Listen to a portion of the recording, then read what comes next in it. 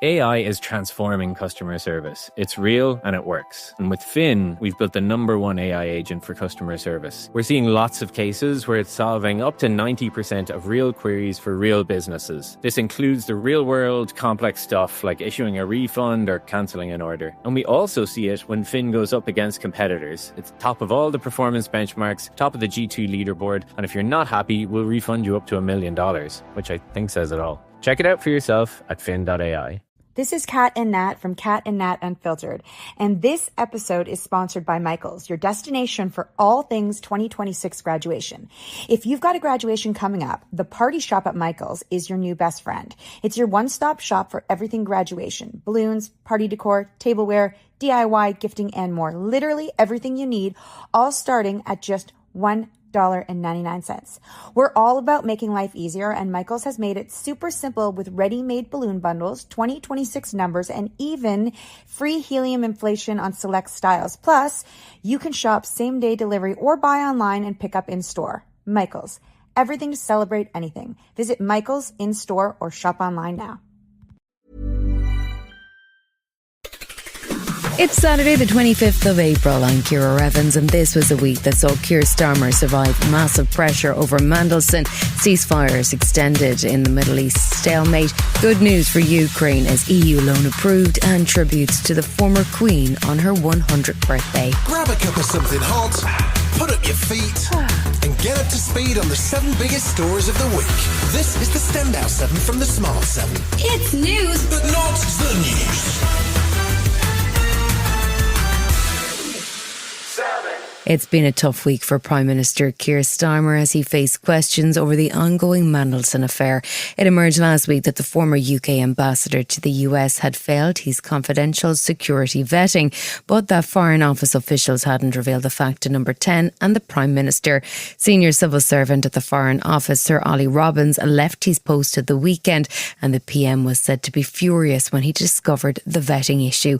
Technology Secretary Liz Kendall was defending the boss on Sunday. He is a man of integrity. There is no way that he would have proceeded with that. Whatever the so-called embarrassment, he would have thought that was wrong and he would not have done it. Lib Dem leader Sir Ed Davies said that even if the PM didn't mislead Parliament, he should have known better than to appoint Mandelson in the first place. Given he had these briefings that said Peter Mandelson had maintained a close relationship with Jeffrey Epstein, should have made the Prime Minister say, no, we're not going ahead. So on many levels, the Prime Minister showed catastrophic misjudgment, and that's why we have said he needs to go. Prime Minister Keir Starmer was pretty annoyed on Monday as he faced questions from the opposition on the Peter Mandelson scandal. He was facing accusations of misleading the House over the appointment of the now former UK ambassador to the US, Lord Mandelson. The government had committed to release details of the vetting process, but it turned out that while the former peer failed the confidential process, the Foreign Office hadn't told the PM who went ahead with the appointment. I accept that information that I should have had, and information that the House should have been before the House, but I did not mislead the House, and that's why I've set out the account in full. The PM said it was unforgivable that neither Foreign Secretary Yvette Cooper or head of the Civil Service weren't informed either. Tory leader Kemi Badenoch criticised Starmer for throwing his officials under the bus, and things got heated in the chamber when Reform's Lee Anderson and former Labour MP Zara Sultana were both ejected for calling the PM a liar. He is gaslighting the nation, so let's call this out for what it is. The Prime Minister is a barefaced liar, and if you had any decency left... No, order, sit and leave. Leave now. Tuesday was another tough day for the PM as the scandal over the appointment of Peter Mandelson as the UK's ambassador to the US continued to unfold. The former civil servant at the centre of the confidential vetting process, Sir Ollie Robbins, testified before the Foreign Affairs Select Committee, describing a dismissive approach from Number 10 to Mandelson's security vetting process. I'm afraid I walked into a situation in which there was already a very, very strong expectation coming from Number 10 that he needed to be in post and in America as quickly as humanly possible. Robbins also said that he had been briefed that the vetting criteria saw Mandelson classified as a borderline case, but that the agency was leaning towards denying clearance. He maintained that he couldn't have briefed the Prime Minister on that because of confidentiality rules.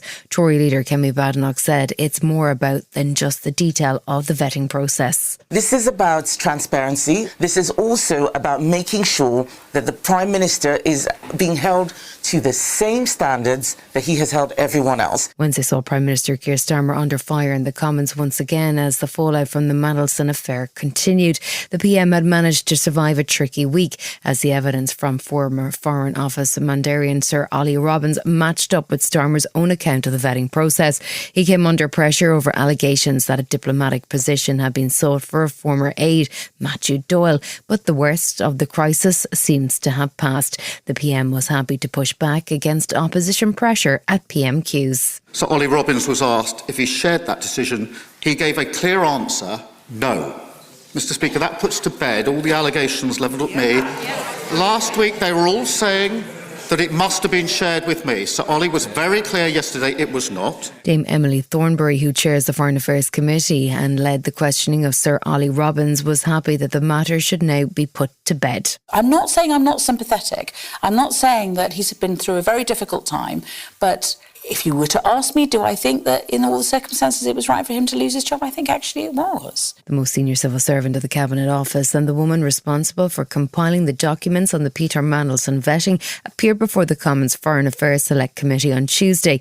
She confirmed the Prime Minister's version of events, namely that he was not aware of the outcome of the confidential vetting process before he appointed Lord Mandelson to the role of the UK's ambassador to the United States. She also testified that she hasn't seen any evidence of pressure from Number 10 over the vetting process, but that there was an audit trail on the process of what's called developed vetting. What I can see is there is a senior official from the government security group that advises two things: that this is a decision for the Foreign Office, and two, that they would advise developed vetting is sought. The Prime Minister was happy that the testimony has backed his version of events, but he wasn't prepared to discuss media stories that his cabinet is split over the affair. All of the allegations that have been that he wouldn't have told me, he must have told me, I couldn't be telling the truth about this. They're all allegations by my political opponents, all of which have been found to be a case that just can't be substantiated.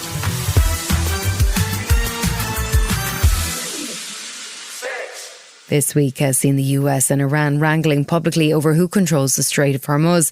Iran briefly declared the strait fully open last Friday in the wake of the 10-day ceasefire between Israel and Lebanon, but closed it again on Saturday after the US president said he would continue with the blockade of ships from Iranian ports.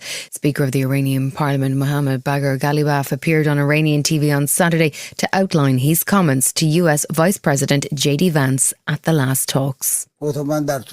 In my tweet, I wrote that we come here in good faith but amid total distrust. I said to him, right now, sitting before you, I have zero trust in you. Your first task is to build trust. The US seized an Iranian vessel on Sunday night, according to Donald Trump, and he was also warning there would be no more Mr. Nice Guy when the ceasefire was set to expire on Tuesday. Meanwhile, US Ambassador to the United Nations, Mike Walls, was busy defending Trump's threats. Bridges, power plants that are run by the IRGC are absolute legitimate military targets, not only now but have been historically. That is a false, fake and ridiculous notion that this is some type of war crime. Donald Trump cranked up the pressure on Iran on Monday, reiterating that as far as he's concerned, the current ceasefire between the US, Israel and Iran was running out of time. He said he probably wouldn't renew the ceasefire if no deal is agreed, but it wasn't clear what Iran's position is. Iranian Foreign Ministry spokesperson Ismail Baghagi said there was no talks while America continues to break the ceasefire in Tehran's view. America has violated the talks and negotiations twice.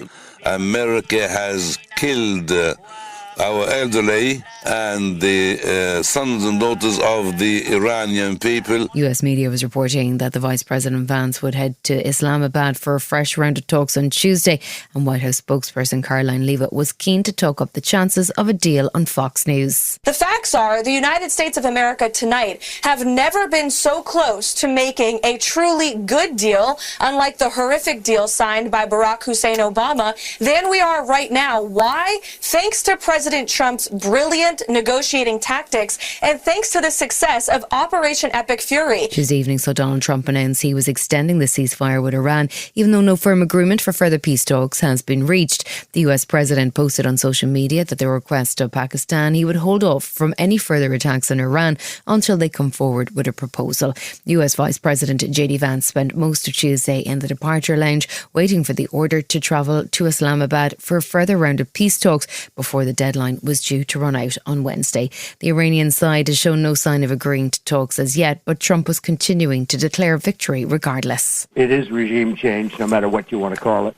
I've done it, and I think we're in a very strong negotiating position to do what other presidents should have done during a 47-year period. With a humanitarian crisis in Lebanon and Iran, Amnesty International Secretary General Agnes Callamard was warning that global human rights are at risk in a way not seen before, and she was happy to lay the blame at the door of powerful states like the US. Double standard is poisoning the entire system, has been poisoning the entire system for years, and right now we are reaching the breaking point. The Strait of Hormuz continued to be the central element of the ongoing tussle between the US and Iran, with several ships damaged on Wednesday. Iran appeared to have fired on 2 cargo vessels, one of which was registered in Greece, because it said they had not followed the rules required for crossing the strait.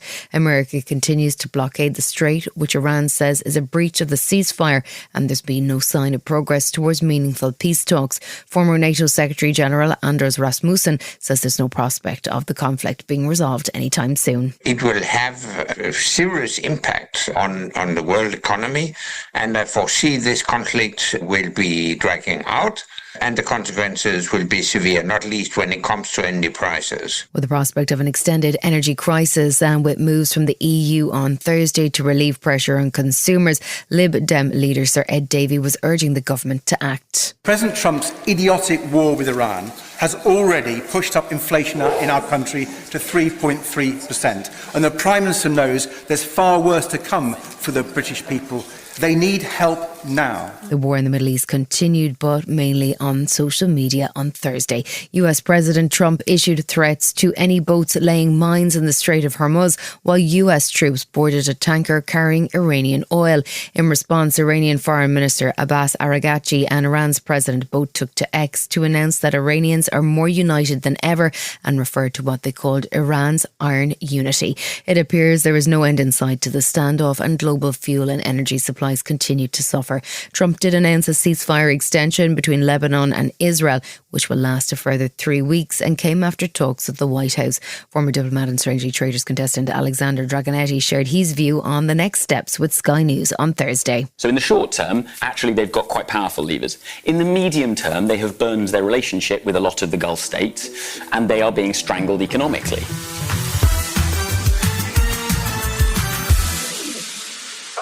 Last weekend saw another arson attack targeted at the Jewish community in London. Kenton United Synagogue in Harrow was attacked on Saturday night, with Prime Minister Keir Starmer amongst those who condemned the attack, saying that visible policing of the Jewish community would be increased.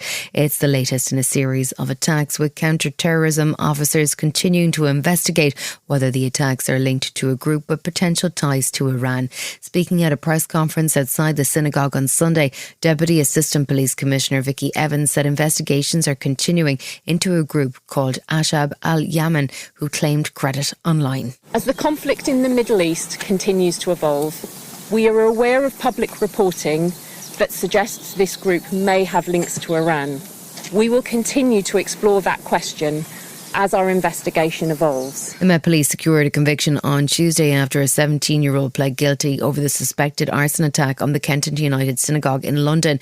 The attack saw a window broken and what appeared to be a bottle containing some type of accelerant thrown into the building, causing minor damage. There have been a number of anti-Semitic attacks in the last month, which appear to be linked to an Iranian-backed group who are claiming credit online. 7 people have so far been charged, and Deputy Commissioner of the Met Police, Matt Jukes, says the attacks may well be part of what he calls a modern hybrid war fought by proxies. After the events of the last years, after the events in Heaton Park, people who call for a globalised intifada must know that they are speaking to violent acts against Jewish communities. If you drive a car, you'll know that fuel prices are no joke, and it's just one visible sign of a global energy crisis sparked by Donald Trump's war in the Middle East.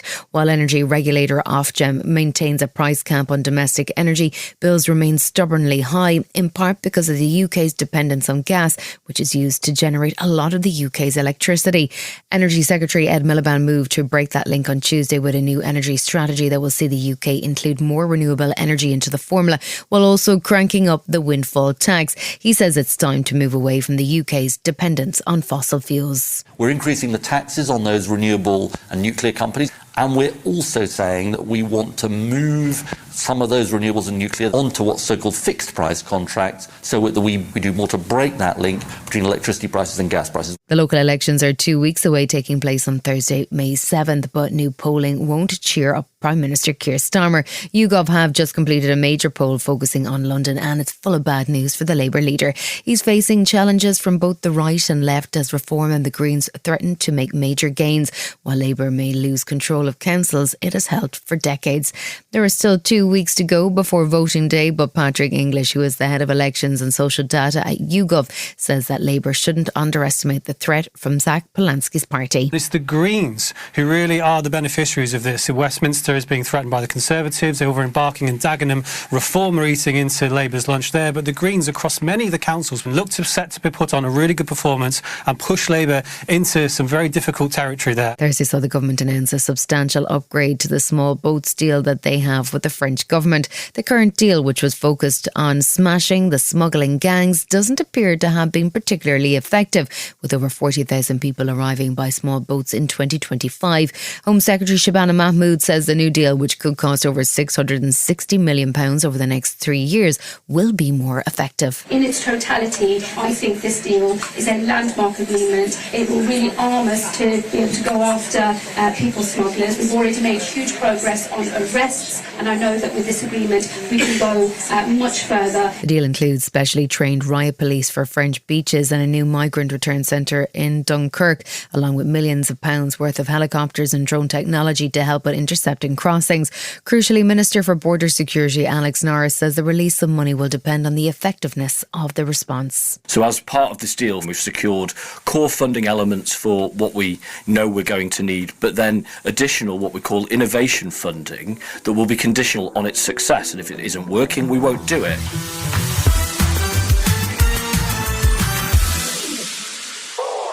With the US focus on the Middle East, there's been no progress on peace talks between Russia and Ukraine. But Finnish President Alexander Stubb thinks that the developments Ukraine have made while fighting Russia mean that eventually NATO will have to extend an invitation. Well, I would prefer in the long run to see Ukraine in NATO. Some people have problems with that, but let's think about it really seriously.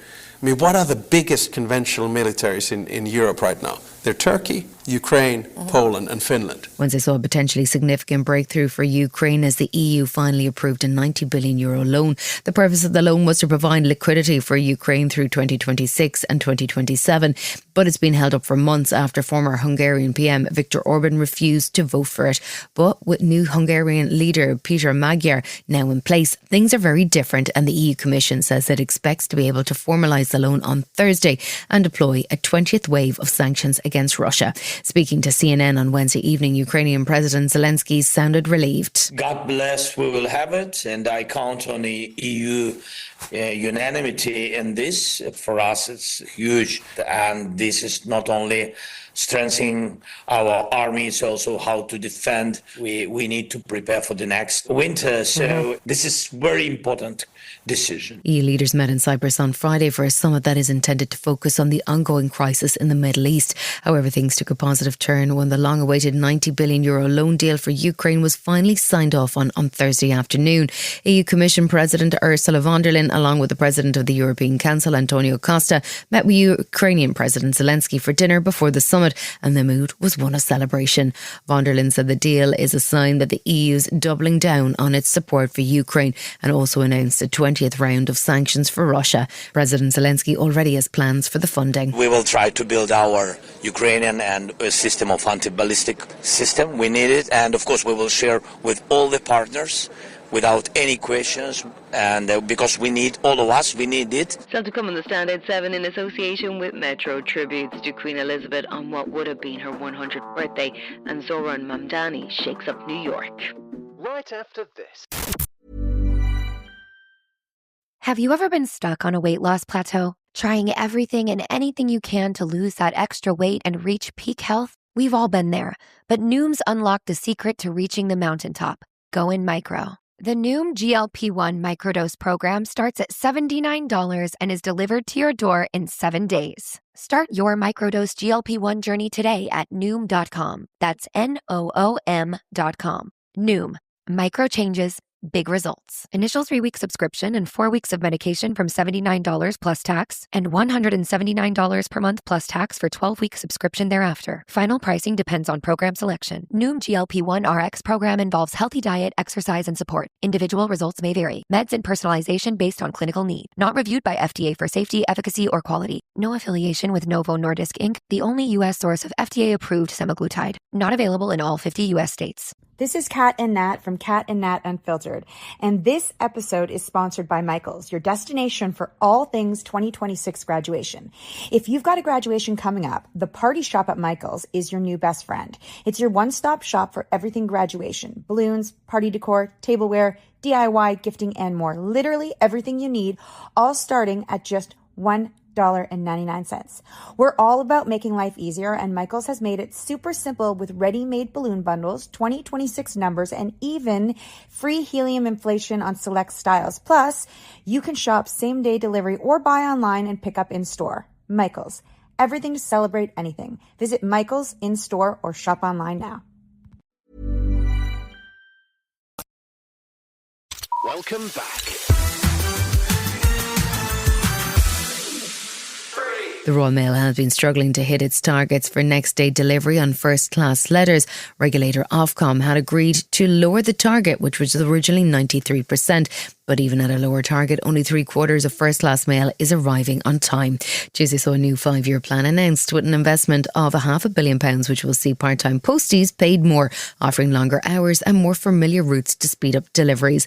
There have been suggestions that the Royal Mail is prioritising packages, but Royal Mail's UK's operations director Ricky McCauley says that's not the case. Every letter and parcel that we carry are important to our customers. That means they're important to us. We're pleased to publish this quality of service improvement plan today. That's the way Royal Mail gets back to consistently hitting its targets on all of our letter products, and that's always been in the DNA of Royal Mail.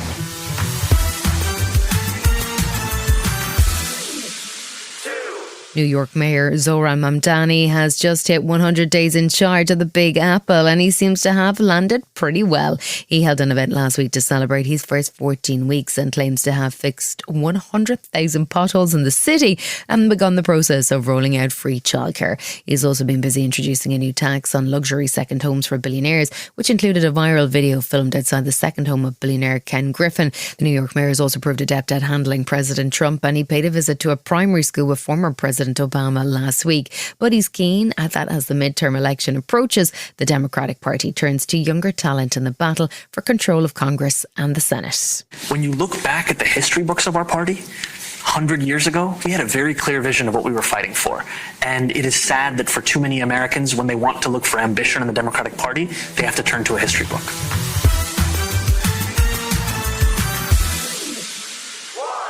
Tuesday marked what would have been Queen Elizabeth II's 100th birthday. The royal family marked the occasion with Princess Anne opening a memorial garden in Regent's Park, while William and Kate paid tribute to Her Majesty for inspiring generations through a lifetime of duty.